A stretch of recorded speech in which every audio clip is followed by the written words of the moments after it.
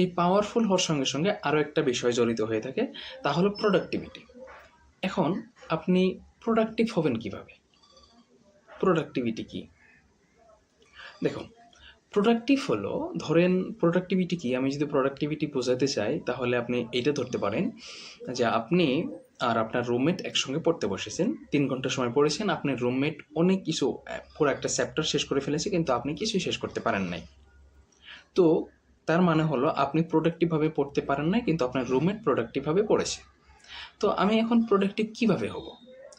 Productive হওয়ার কিছু মাধ্যম আছে। প্রথম, আমরা অন্য কাউকে দোষ দিব না। আমরা অন্য কাউকে দোষ দিব না। যেরকম আমরা সব সময় অন্য কাউকে দোষ দিই যে তোমার রেজাল্ট কেন খারাপ হলো? আমার রেজাল্ট খারাপ হয়েছে, আমাদের স্যার আমাদেরকে ভালো করে পড়ায়নি, আমাদের স্যার আমাদেরকে ভালো করে নোট দেয় নাই, আমাদের কলেজ ভালো না, আমাদের বোর্ড ভালো না, আমার ফ্রেন্ড সার্কেল আমাকে পড়তে দেয় নাই, আমার ফেসবুকে নোটিফিকেশন আসে, আমার মোবাইল আমাকে পড়তে দেয় নাই, আমার ইনস্টাগ্রাম আমাকে পড়তে দেয় নাই। তো দোষটা কার? আমার রেজাল্ট খারাপ হয়েছে, দোষটা কার? দোষটা হলো আমি বাদে বাকি সবার। এটা একটা খারাপ অভ্যেস বা খারাপ দিক। আচ্ছা, এই অভ্যাসটা আমাদের কি করে হলো যে আমরা সব সময় যে কোনো দোষ আমাদের না দিয়ে, নিজেদের না দিয়ে অন্যদের দেই? এর কারণ হলো আমরা ছোট থেকে আমাদের এইভাবেই বড় করা হয়েছে যে আমাদের কোনো দোষ নেই, দোষ সবসময় অন্যের, দোষ সবসময় পরিস্থিতির। যেরকম আজকে এই টি শার্টটা আমি পরে আসি, এই টি শার্টটা আজকে আমি পরে আসি, 2 বছর পরে কিন্তু আমি এই টি শার্টটা পরবো না। যদি কেউ আমাকে জিজ্ঞেস করে যে কি হলো হাসাব ভাই, এই শার্টটার কি আপনি আর পরেন, এই টি শার্টটা আপনি আর পরেন না কেন? কারণ আমি কি বলবো যে টি শার্টটা ছোট হয়ে গেছে, টি শার্টটা ছোট হয়ে গেছে। তো এখন চিন্তা করেন, টি শার্ট কি ছোট হতে পারে? পারে না। দোষটা কার? দোষটা আমার, যে আমি বড় হয়ে গেছি, কিন্তু আমি বলতে যে দোষটা হলো আমার টি শার্টের, আমার টি শার্ট ছোট হয়ে গেছে। ঠিক এরকম অনেক কথা আমরা বলি যে সময় ভালো না, সময় ভালো না। সময় কিভাবে ভালো না হতে পারে? সময় তো সময়। এরকম অনেক সময় হবে যে আসলে দোষটা আমার না, দোষটা স্যারের, দোষটা অন্য কারোর, যে সে আমাদেরকে ভালো করে পড়ায় নাই অথবা আমাদেরকে ভালো করে নোট দেয় নাই।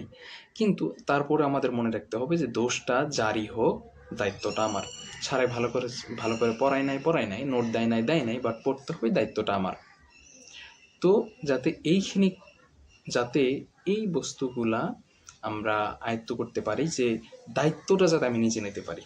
যখন আপনি দায়িত্ব নিবেন, যখন এইটা মনে করবেন দোষ যার আছে, পড়তে হবে, দায়িত্ব আমার, তাহলে আপনি অল্প প্রোডাক্টিভ হয়ে যাবেন। প্রোডাক্টিভ হওয়ার আর একটা কাজ হলো, যেটা আমরা খুব ছোট থেকে জেনে এসেছি, যে কি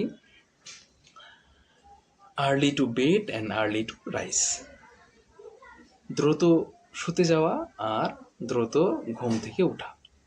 আপনি যখনই তাড়াতাড়ি ঘুমোতে যাবেন আর তাড়াতাড়ি ঘুম থেকে উঠবেন, তখন আপনি প্রোডাক্টিভ হবেন অবভিয়াসলি। আমরা 10টা-11টা বাজে ঘুম থেকে উঠি, আমরা প্রোডাক্টিভ হতেই পারবো না, অসম্ভব। এটা হওয়া অসম্ভব, এটা কোনোদিনও সম্ভব না যে আমরা 12টা বাজে উঠে আমরা পুরোটা দিন আমরা প্রোডাক্টিভভাবে কাজ করব, এটা পারবো না। সো আমাদের প্রোডাক্টিভ হতে হলে কি করতে হবে? জলদি আমাদের ঘুমোতে যেতে হবে আর তাড়াতাড়ি আমাদের ঘুম থেকে উঠতে হবে। নেক্সট আমাদের যেটা কাজ করতে হবে, 2টা কাজ। একটা হইতেছে সিরিয়াল দেখা, আর একটা হইতেছে ইনস্টাগ্রাম রিলস, ইউটিউব শর্ট, এগুলো দেখা বন্ধ করতে হবে। প্রথমে আসি আমাদের সিরিয়াল দেখা নিয়ে। সিরিয়ালটা আমাদের কিভাবে দেখায়?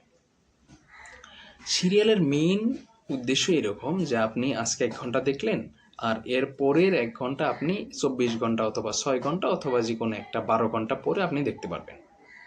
তো এখন তারা এমন জায়গায়, এই 1 ঘন্টার শেষে এমন জায়গায় সিরিয়ালটা শেষ করবে, তারপর আপনার এরকম মনে হবে যে এরপরে কি হলো আমাকে জানতেই হবে। আর ওইটা জানার জন্য আপনাকে 12 ঘন্টা ওয়েট করতে হবে। আপনি এই 12 ঘন্টা ওই একটা কোশ্চেন নিয়েই চিন্তা করতে থাকবেন যে এরপরে কি হলো, এরপরে কি হলো। আপনি 12 ঘন্টা কিছুতেই প্রোডাক্টিভ হয়ে কোনো কাজ করতে পারবেন না, প্রোডাক্টিভ হয়ে পড়তে পারবেন না, প্রোডাক্টিভ হয়ে খেলতে পারবেন না, কিছুই করতে পারবেন না। সো আমাদের এটা কি করতে হবে? বন্ধ করতে হবে। আমাদের প্রোডাক্টিভ হতে হলে আমাদের সিরিয়াল দেখা বন্ধ করতে হবে। নেক্সট আর একটা কাম করতে হবে আমাদের, যে আমাদের ইনস্টাগ্রাম রিলস অথবা ইউটিউব শর্ট, ফেসবুক শর্ট এগুলো দেখা যাবে না। কেন? তার আগে আমাদের বুঝতে হবে আমাদের মাইন্ডটা কীভাবে কাজ করে, আমরা কখন খুশি হই অথবা কখন আমরা দুঃখ প্রকাশ করি। তো ধরেন আমি ফেসবুকে গিয়ে একটা মিম দেখলাম, তো আমার তখন মাইন্ডে কি করবে, মাইন্ডে একটা কেমিক্যাল রিলিজ করবে যার নাম ডোপামিন। সে কি করবে, যে আমার মাইন্ডকে এসে বলবে যে এখন আমার খুশি হওয়া উচিত অথবা এখন আমার হাসা উচিত। ওকে, তো যে কোনো কাজ আমরা হাসি, দুঃখ পাই, আমরা ইমোশন হই অথবা আমরা কান্না করি, সব কিছু আমাদের মাইন্ডের উপরে ডিপেন্ড করে। মাইন্ডে একটা কেমিক্যাল রিলিজ হয়, ওই কেমিক্যালের উপরে আমরা রিয়াকশনগুলো করি। কিন্তু যখন আপনি চিন্তা করেন আপনি শর্ট দেখতেছেন, একটা শর্ট দেখলেন যে এখানে একটা সুন্দর হাসার একটা বস্তু আসলো, ঠিক আছে, তো একটা মিম আসলো, আপনি হাসলেন, ঠিক আছে, মাইন্ড আপনাকে দিল হাসার জন্য, ঠিক, আপনি হাসলেন, প্রবলেম নাই। এখন চিন্তা করেন একটা রিলটা সোয়াইপ করতে কত মিনিট লাগে?